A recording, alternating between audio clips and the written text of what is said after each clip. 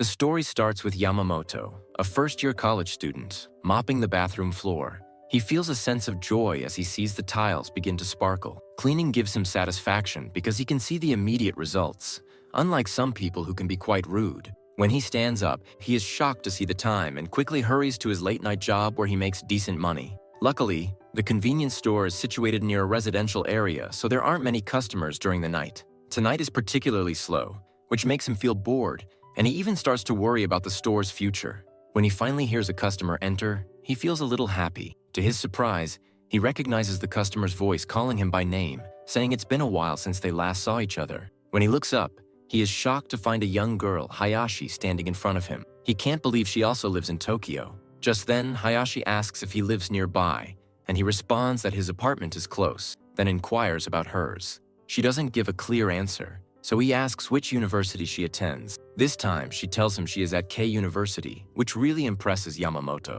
He's also surprised by how casually she speaks to him. In just 4 months since graduation, she seems so different. Something like this would have never occurred back in high school. This reminds him of high school when Hayashi was always in a bad mood. Even when he tried to help her, she would glare at him. Back then, she was very popular due to her looks and had many friends. The boys at school often confessed their feelings to her, but she rejected everyone, and Yamamoto even saw it happen once. At that time, he couldn't understand why everyone was so infatuated with her in school because of her attitude. Hayashi earned the nickname of the arrogant queen. Now that he is in front of her, he realizes there are no good memories tied to her. Just then, she lifts her arm to take something from him, and Yamamoto is shocked to see bruises on her arm. Hayashi quickly pulls her hand back and asks her what happened. When Yamamoto looks closely at her, he notices she is wearing long sleeves in this hot weather, which means she is trying to hide something. He thinks that whatever is under her shirt must be very serious.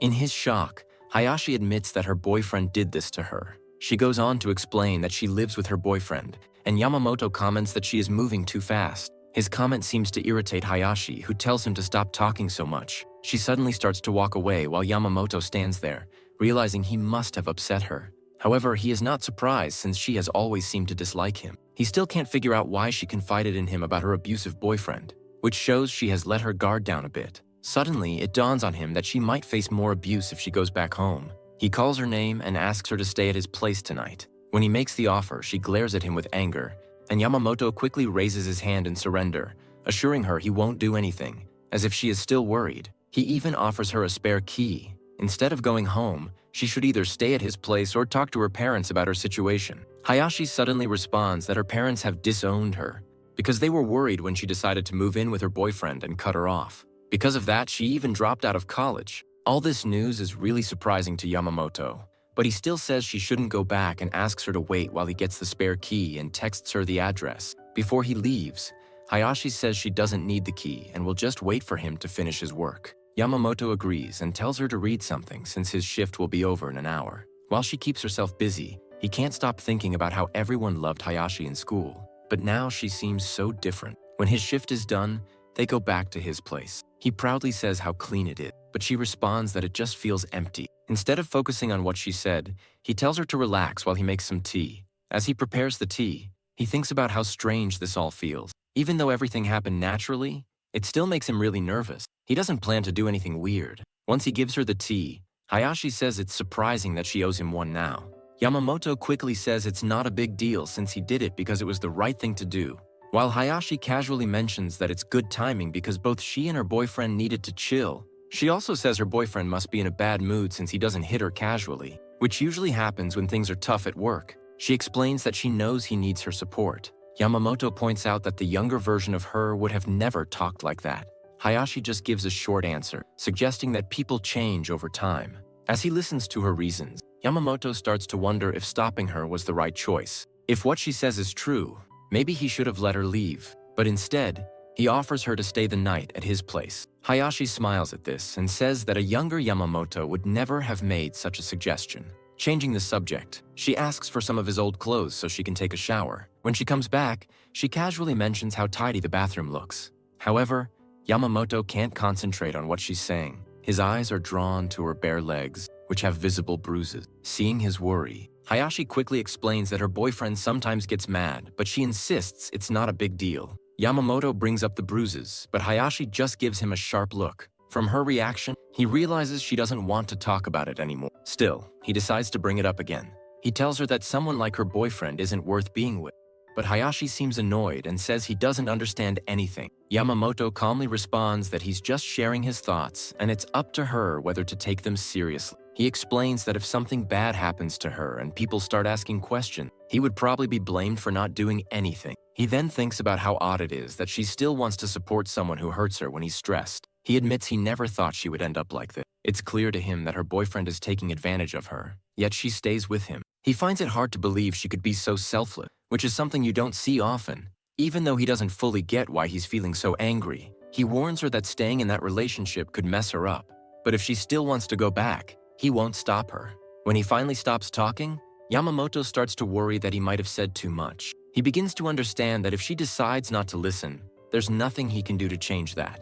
Hayashi quietly admits that the situation is not good, then says she feels sleepy. Yamamoto suggests she sleep on the bed and offers to take the floor instead. Once she is lying down, he reminds her to think things over carefully. She gives a small nod. After a short silence, Hayashi tries to lighten the mood by joking that Yamamoto is acting like a monk and suggests that might be why he's still single. Yamamoto lies on the floor, unable to relax, knowing he probably won't be able to sleep. Suddenly, Hayashi asks if he wants to do it. Her straightforwardness surprises him completely. His first reaction is to deny it strongly, but before he can respond, Hayashi hugs him from behind. He quickly realizes she's just joking and asks why she would do something like that. Hayashi, amused, checks if he was awake the whole time. Yamamoto wonders if that was her only reason. She casually says it's just a hug and questions if she now needs permission for something so simple. Yamamoto almost says she might need permission from her boyfriend, but stops himself, knowing that would be a bad thing to say right now. When she suddenly asks if he is a virgin, he quickly denies it, but she teases him for lying. Feeling a bit annoyed, Yamamoto plans to push her away, but then she starts telling him how her boyfriend was really sweet and caring at first. But after they moved in together, he completely changed. Whenever he was in a bad mood, even if it had nothing to do with work, he would hit her. He often teased her for not making any money, but then he brushed off her attempts by saying that a high school grad wouldn't land a real job. When she suddenly calls it a boring story and tells him to sleep, Yamamoto says she's been through a lot. Surprise. Hayashi sits up and asks him to say it again, but he just tells her to go back to sleep. She smiles a little, admitting she hasn't heard words like that in ages. Yamamoto stays quiet, thinking about how this is their first day living together. The next morning, when Yamamoto wakes up, he feels confused for a second about why he's on the floor. Looking around, he sees Hayashi sleeping soundly and remembers what happened last night. He's once again amazed at how much Hayashi has changed since high school. While making breakfast for her, Hayashi finally wakes up. When she sees him awake, Yamamoto asks if her body hurts, and she says she feels really sore. He mentions that he told her to sleep on the bed, but she just tells him not to scold her like that. After getting ready, she comes to the kitchen, looking really surprised to see him cooking. Yamamoto says he can cook a little and that the food will be ready soon. They sit at the table eating, and Hayashi thinks the food is really tasty. When he keeps using his phone at the table, she points out that it's rude. He quickly puts it down, remembering how he got used to it while living alone. After they finish eating, Hayashi sincerely thanks him for the yummy food. He replies that everything just tastes normal since he only followed the recipe on the box. Hearing that, she scolds him for ruining her compliments and offers to wash the dishes. He tries to stop her, saying she's a guest, but Hayashi insists that she wants to repay him for giving her a place to stay and food. She refuses all of his excuses and instead asks if he has any hair ties. Since he doesn't have any, he suggests giving her a rubber band. But when she gets annoyed by that, he says she can use plastic strings. Hayashi agrees and ties her hair up before she starts washing the dishes. While she is busy in the kitchen, Yamamoto keeps looking at her, thinking that she shouldn't be working while she's here. Once she finishes,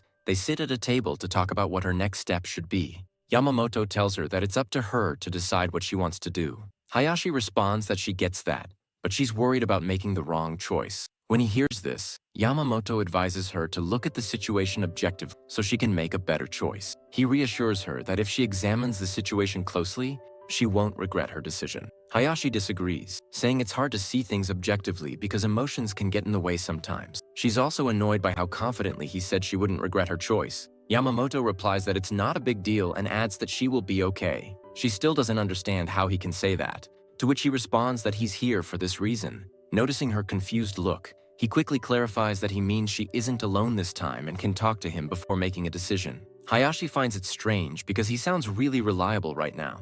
His frustration shows when he hears the compliment, and he quickly says he's just trying to make her see his point of view. Hayashi smiles at that, saying he's always like this instead of saying more. Yamamoto tells her they need to evaluate everything and that it must be tough for her, but she has to share everything with him. After his offer, she starts telling him everything from the beginning while sharing her story. She tries to make a few jokes to keep things light, but her story is really upsetting. He feels confused seeing her smile as Hayashi goes on to explain that her boyfriend wasn't always grumpy. After he hit her, he would say sorry and promise it wouldn't happen again. Yamamoto jumps in, saying that this kind of domestic violence always goes in a cycle. He explains that the person first uses violence, then feels bad about it, and after that, they get annoyed by everything. Hayashi is surprised by how much he knows, and Yamamoto says he looked it up online while she was busy in the kitchen. He then asks if she has told anyone else, and she says he is the first person to know. This really surprises him since she used to have a lot of friends, and he asks where her phone is. Hayashi says her boyfriend told her she doesn't need her phone. Yamamoto is trying hard to control his anger as he asks if her boyfriend broke it. She tells him that she lost all her contacts and couldn't even get a new phone. This makes Yamamoto really mad inside. He realizes that even though he hesitated before, now if anyone asks, he can say he tried to help her. His feelings change, and he is determined to keep her away from her boyfriend, even if she doesn't want to. Hayashi goes on, saying that her boyfriend sometimes hits her, but when he is in a good mood, he can be really sweet. He doesn't answer right away, thinking about how to convince her. But before he can say anything, she suddenly says she is going to end the relationship. Talking to him has helped her see things more clearly, and she finally understands that her boyfriend was just using her for his own gain. Yamamoto feels a little bit relieved. He tells her that abusers usually don't let their victims go easily, and her boyfriend will probably fight the breakup. There's a chance he might retaliate,